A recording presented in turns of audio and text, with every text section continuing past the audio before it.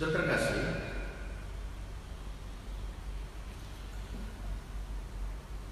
renungan bagi kita pada hari ini terambil dari kitab Keluaran pasal yang ke-12.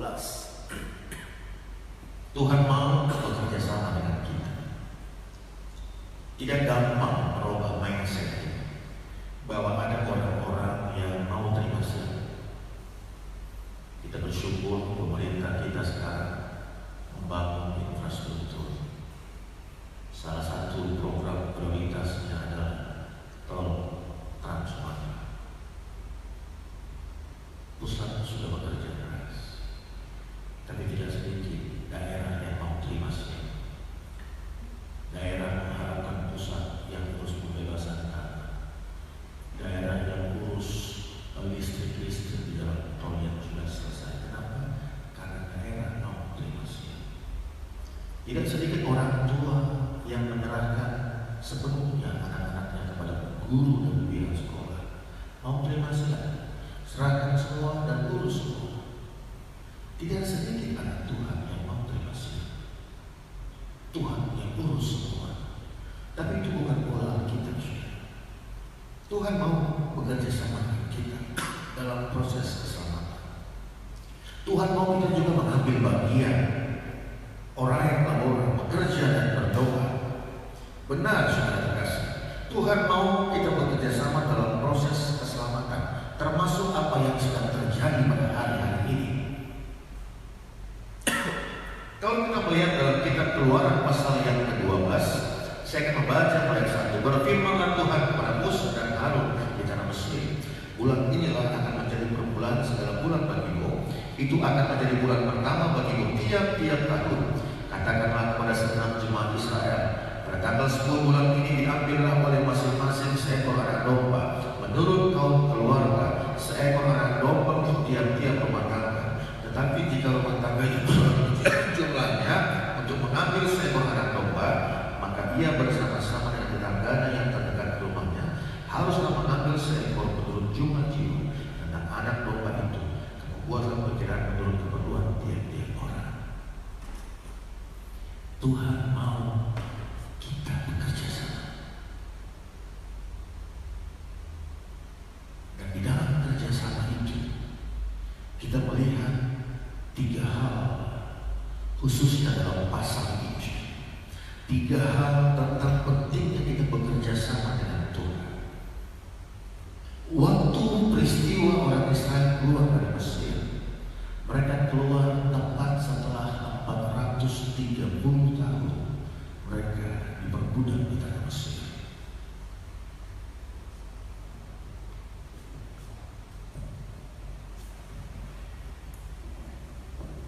Maaf, 430 tahun mereka diperbudak di tanah Mesir. Kalau satu generasi katakanlah 25 tahun, maka berarti mereka sudah menjalani sekitar 17 generasi. Mertua saya, dia generasi kedua yang datang ke Indonesia. Istriku generasi ketiga dari klannya mereka, dari keluarga mereka. Mertua saya yang generasi kedua saja sudah kehilangan banyak ketionghoaan. Dia nggak bisa berbahasa Chinese lagi, apalagi istri. Dia baru generasi ketiga. Dia sudah kehilangan sebagian ketionghoaan. Orang Israel kurang lebih 17 generasi mereka diperbudak di tanah Mesir. Mereka sudah kehilangan banyak hal. Mungkin mereka masih memakai marga Ruben, Simeon, Lewi, Isakar, Zebulun, Naftali dan seterusnya. Tapi banyak hal yang hilang dalam diri mereka, termasuk kebiasaan-kebiasaan agamanya, tradisi-tradisinya, ada banyak yang hilang karena mereka hampir-hampir tidak punya kesempatan untuk itu lagi, sebab mereka diperbudak di tanah Mesir. Alkitab mencatat tepat di tahun ke-430 Tuhan membawa mereka keluar dari tanah Mesir. Tapi untuk hal itu terjadi, Tuhan mau mereka bekerja sama. Untuk kita menang dalam situasi virus COVID-19 ini, bekerja sama. Tuhan mau pemimpin-pemimpin rohani bekerja sama. Tuhan mau kepala daerah bekerja sama. Tuhan mau pribadi-pribadi bekerja sama. Sebab Tuhan kita mau kita bekerja sama. Di dalam kerjasama itu kita melihat 3 kalimat, 3 hal yang perlu kita perhatikan. Yang pertama adalah anugerah. Ayat 1, berfirmanlah Tuhan kepada Musa dan Harun di tanah Mesir, bulan ini akan menjadi permulaan segala bulan bagimu. Itu akan menjadi bulan pertama bagimu tiap-tiap tahun. Katakanlah kepada segenap jemaah Israel. Di pasal yang ke-11 Tuhan berfirman, suruh sampaikan kepada Fir'aun. Isinya apa? Tentang pasal yang ke-13, tentang Tuhan akan membuat kematian bagi anak-anak sulung Mesir, tapi di Israel itu tidak akan terjadi. Firman itu disampaikan kepada Musa untuk disampaikan kepada Fir'aun. Tapi di pasal yang ke-12 Tuhan berfirman, katakanlah kepada segenap jemaah Israel. Ada saatnya Tuhan itu mengasihi seluruh dunia ini. Yohanes 3:16. Karena begitu besar kasih Allah akan seluruh dunia ini, sehingga dikaruniakan anaknya yang tunggal, supaya setiap orang yang percaya, mulai ada perbedaan. Kalau tadi Allah mengasihi dunia dengan segala isinya, tetapi kemudian ada perbedaan. Setiap orang yang percaya kepadanya tidak binasa, melainkan memperoleh hidup yang kekal. Tuhan memberikan hujan kepada seluruh umat manusia. Tuhan memberikan matahari kepada seluruh makhluk di dunia ini. Tuhan mati untuk seluruh umat manusia di dunia ini. Tapi siapa yang selamat? Yang percaya kepadanya.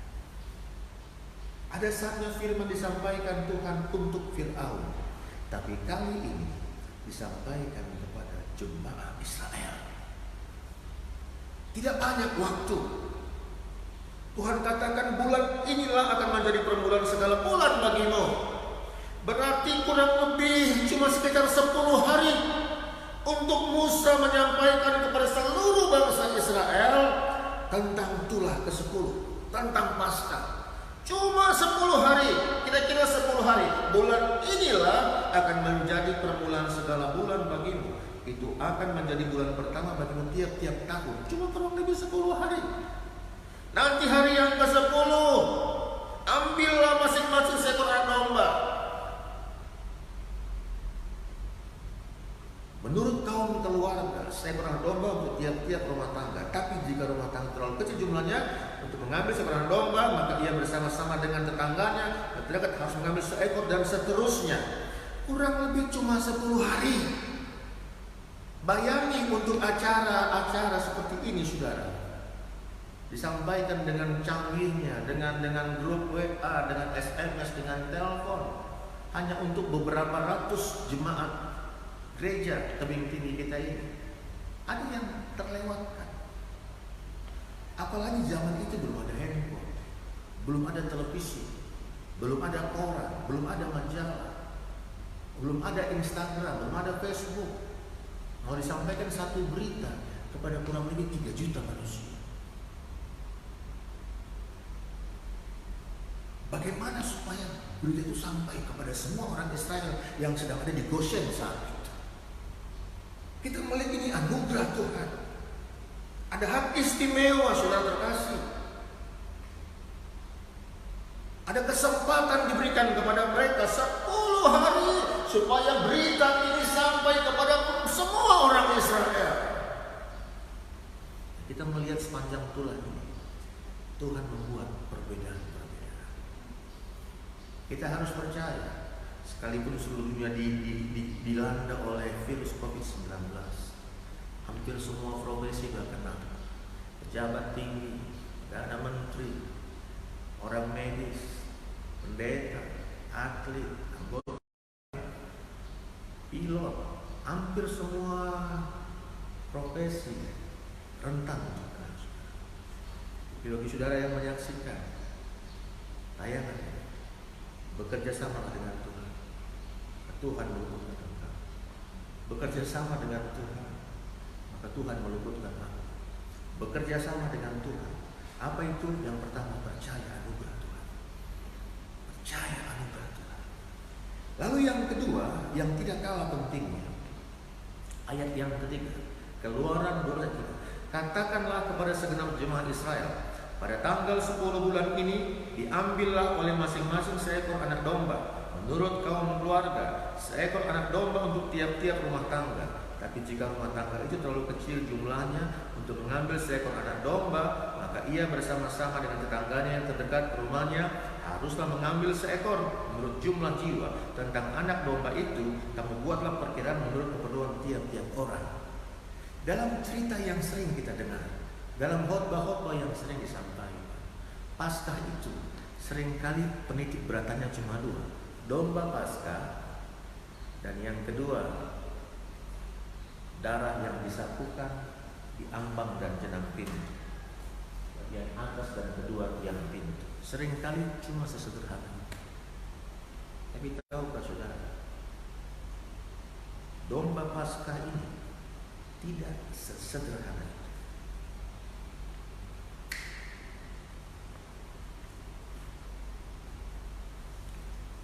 Domba Paskah ini tidak sesederhana itu.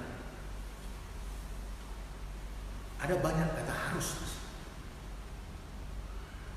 Pada tanggal 10 bulan ini diambillah oleh masing-masing seekor anak domba menurut kaum keluarga, seekor anak domba untuk tiap-tiap rumah tangga.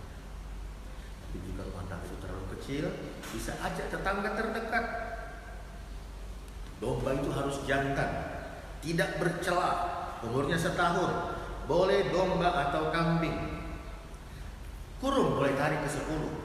Hari ke-14 disembelih waktu senja.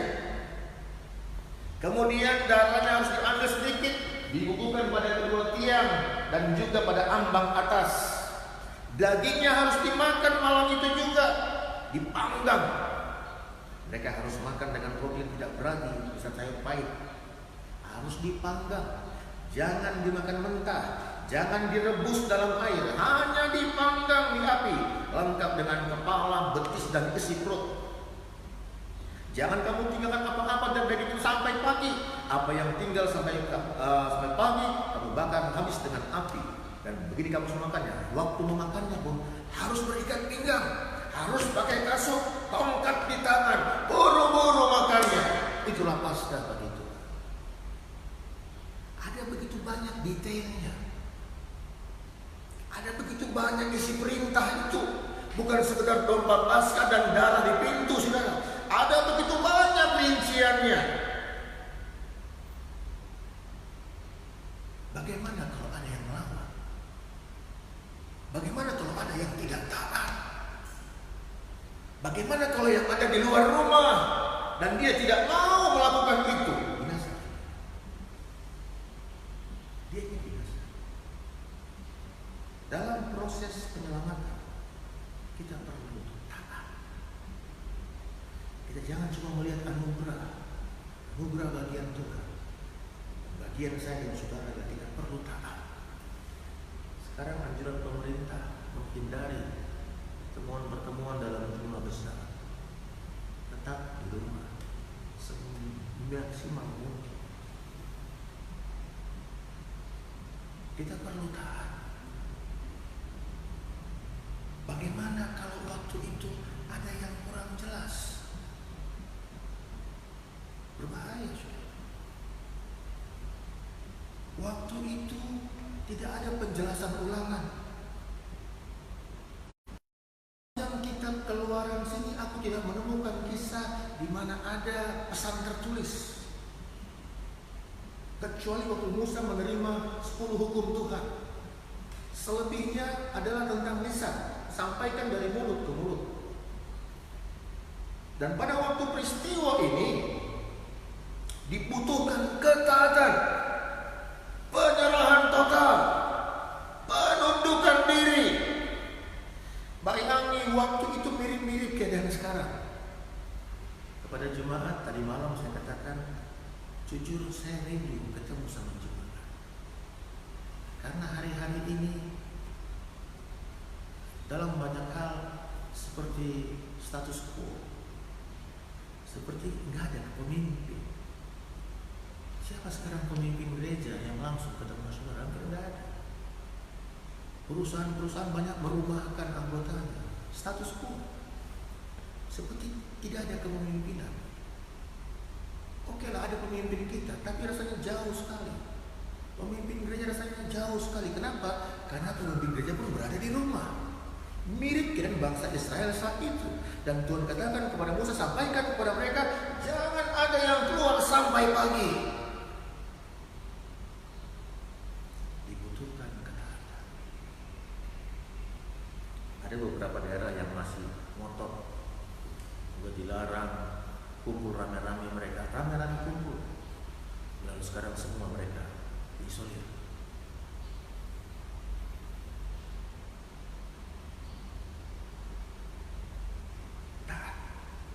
Obey, menundukkan diri.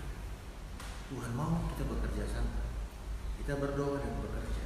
Tuhan kerjakan bagiannya dan kita kerjakan bagian kita. Lalu yang berikutnya, saudara, kita melihat bagaimana mereka harus makan tergesa-gesa. 1 ekor domba untuk 1 rumah tangga, 1 keluarga harus habis. Kalau nggak habis, bakar sampai hangus. Makan buru-buru, pakaiannya seperti siap untuk berangkat, seperti siap perang. Pakai ikat pinggang, pakai kasut, pegang tongkat, dan sebentar lagi siap-siap karena orang Mesir akan menegur pintu rumahmu. Hei orang Israel, pergi kalian. Nanti kami mati semua. Orang Israel minta emasmu, minta perak, minta adonanmu, minta tempat pembakaran, minta ini, minta. Orang mesti bilang nah. Jadi orang Israel waktu keluar dari Mesir itu penuh dengan bawaan. Mungkin tangan kanan kiri dengan beban pemberian orang Mesir. Makanya Tuhan bilang kamu makan dengan buru-buru, dengan bersegera. Dan untuk itu dibutuhkan ketaatan, tidak berlambat-lambat. Dan yang berikutnya, hal yang sangat sepele, saudara terkasih. Kalau kita melihat di dalam ayat ini, ayatnya yang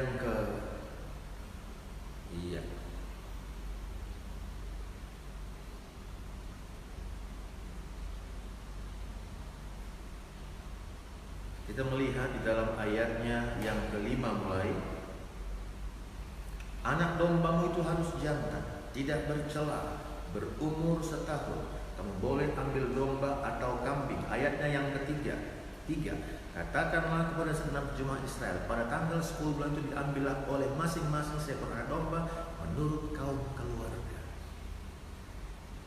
Kira-kira orang Israel itu ada nggak yang selisih abang dengan adik? Ada nggak orang Israel yang selisih ipar sama ipar? Ada nggak orang Israel yang selisih mertua dengan menantu? Ada nggak orang Israel yang nggak cocok kakak dengan adik? Sama seperti kita. Mereka juga manusia sama seperti kita. Pasti ada ketidakcocokan. Pasti ada selisih sana sini. Pasti ada kecemburuan sana sini. Tapi di Paskah itu semua disisihkan. Paskah waktunya keluarga kumpul. Paskah waktunya keluarga bersatu. Mirip seperti hari ini.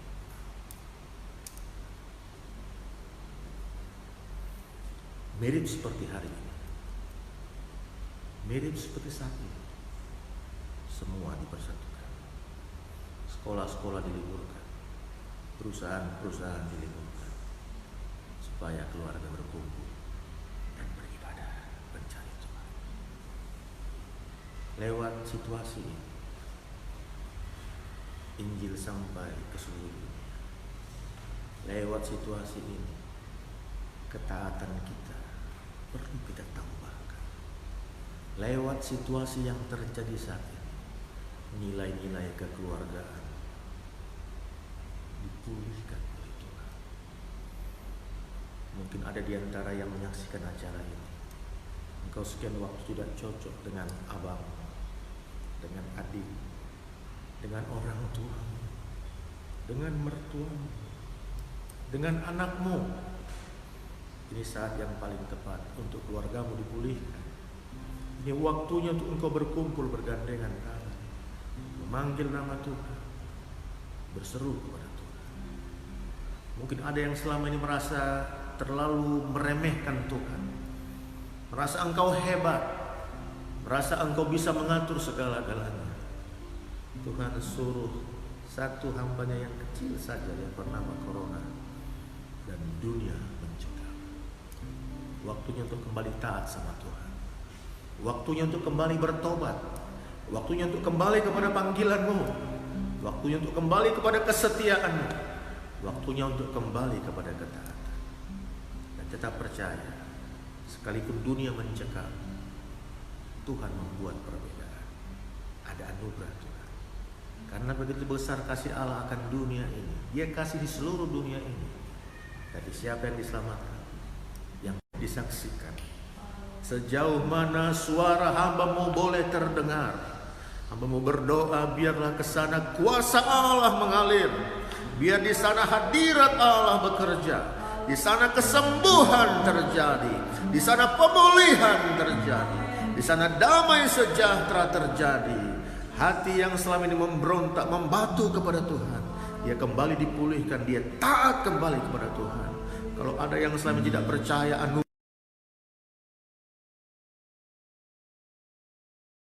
kami tidak berdaya, kami tidak sanggup Tuhan, kami gagal, kami tersesat, kami perlu anugerah Tuhan, kami perlu anugerah Tuhan, kami percaya anugerah Tuhan.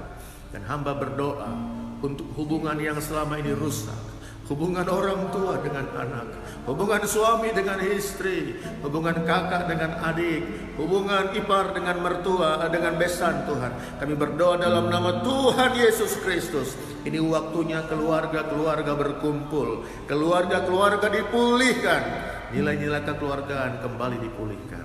Terima kasih Bapa yang baik. Ku berdoa buat jiwa-jiwa yang sedang sakit, yang mungkin menjadi korban dari virus corona Tuhan, pasien dalam perawatan, baik orang dalam pengawasan Tuhan. Kami berdoa dalam nama Tuhan Yesus Kristus. Tuhan, di tempat mereka berbaring saat ini, kuasa Allah, anugerah Allah jamah mereka Tuhan.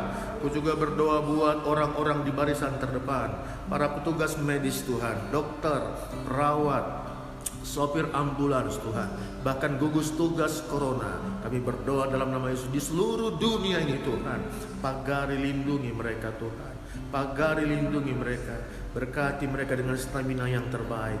Berkati para donatur yang menyumbangkan alat-alat yang harus mereka pakai Tuhan.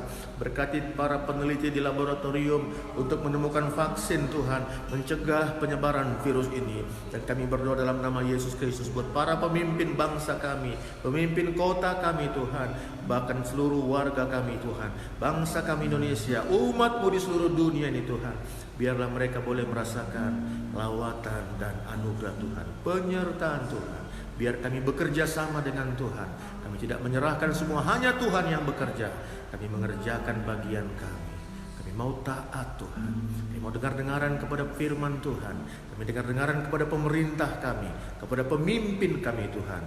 Dan sekalipun dalam banyak hal sekarang sepertinya status quo, tidak ada yang memimpin kami.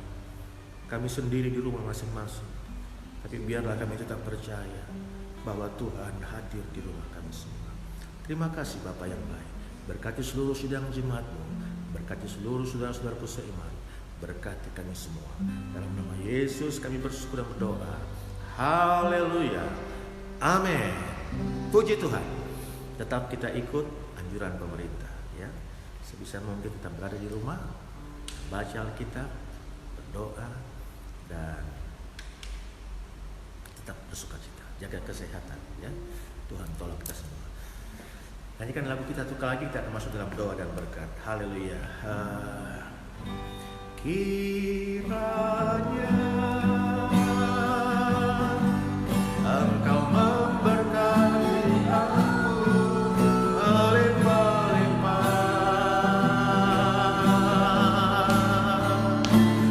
dan memperluas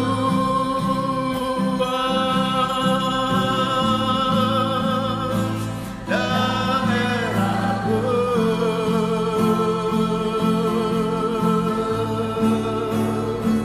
Dan kiranya tanganmu menyertai aku dan melindungi aku daripada malapetaka, sehingga kesakitan tidak menimpa aku. Diberkatilah kita semua dengan berkat anugerah damai sejahtera dari Bapa di sorga, berkat di dalam nama Tuhan Yesus Kristus, penghiburan dan persekutuan Roh Kudus Allah bersama kita semua, bersama-sama orang yang kita kasihi, bersama dengan keluarga, anak, orang tua, saudara-saudara kita dimanapun berada. Dalam nama Yesus Kristus kami bersyukur berdoa. Sama-sama katakan haleluya dan amin. Haleluya. Amin. Puji Tuhan. Tuhan memberkati kita semua. Haleluya.